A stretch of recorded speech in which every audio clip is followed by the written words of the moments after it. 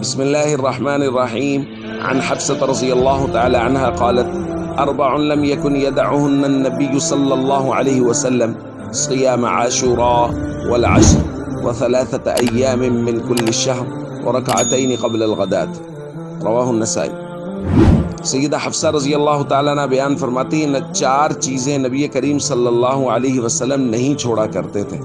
10 मुहर्रम का रोज़ा, ज़िलहज के पहले 9 रोज़े और हर महीने 3 रोज़े और फजर से पहले की 2 रकात।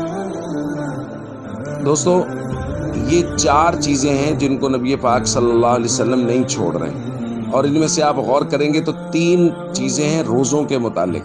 10वीं मुहर्रम का रोज़ा, ज़िलहज के पहले 9 दिन के रोज़े, या अशर का लफ्ज़ बोला गया है, इससे मुराद है 9 दिन के रोज़े, चूँकि ईद के दिन का रोज़ा दुरुस्त नहीं है, तो 9 दिन के रोज़े और हर महीने अय्याम 20 के 3 रोज़े, यानी चांद की 13, 14 और 15 तारीख के रोज़े।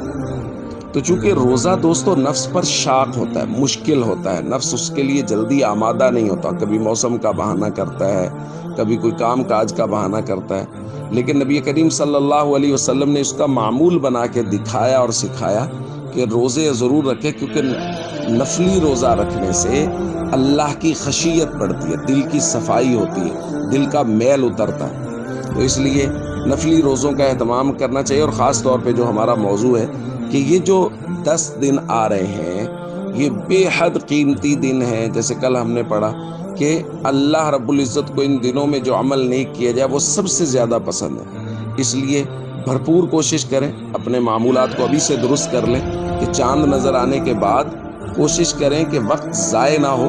जिस अहमियत के साथ रमज़ानुल मुबारक का वक्त गुजारा जाता है, उस अहमियत के साथ ये 10 दिन गुजारे जाएं, ताकि ये कीमती लम्हात कहीं भी ज़ाय ना हो जाए। अस्सलामु अलैकुम वरहमतुल्लाहि वबरकातुहू।